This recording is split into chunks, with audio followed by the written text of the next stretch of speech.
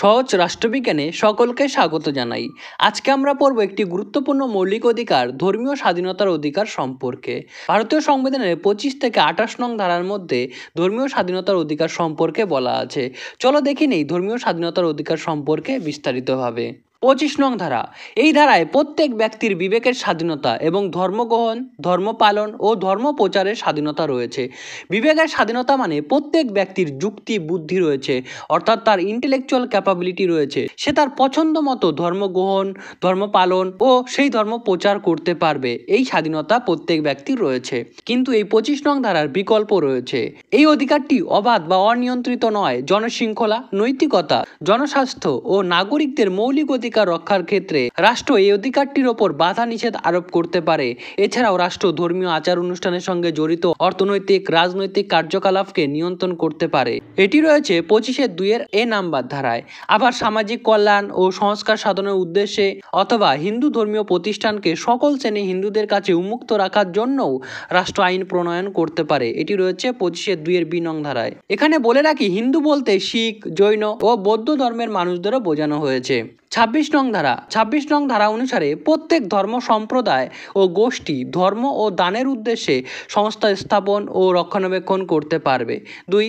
ধর্ম বিষয়ক নিজ নিজ কার্যাবলী পরিচালনা করতে পারবে। 3.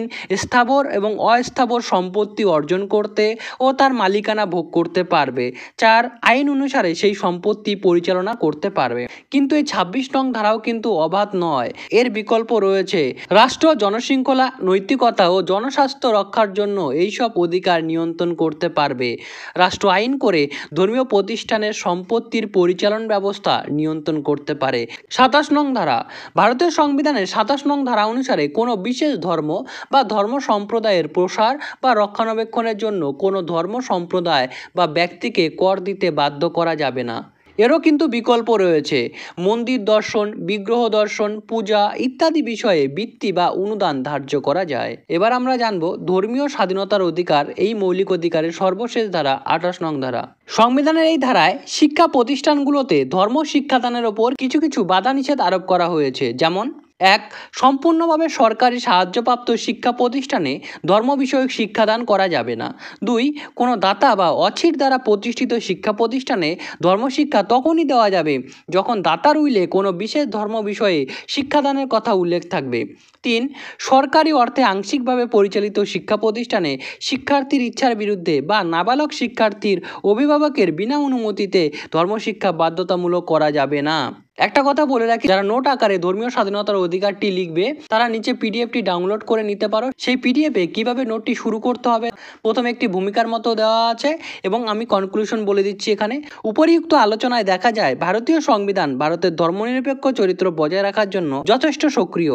অর্থাৎ এখানে কোনো একটি বিশেষ ধর্মকে গুরুত্ব দেওয়া হয় না। কিন্তু বর্তমানে নানান ধর্মের ধর্মীয় আবেগে ও সাম্প্রদায়িক প্রচারে মানুষকে বিভ্রান্ত করা হচ্ছে। এর ফলে সাম্প্রদায়িকতা বারবার মাথাচাড়া দিয়ে উঠেছে। এর ফলে ভারতের সযত্ন লালিত ধর্মনিরপেক্ষ চরিত্র আজ কিন্তু আক্রান্ত। এভাবে লিখলেই হবে।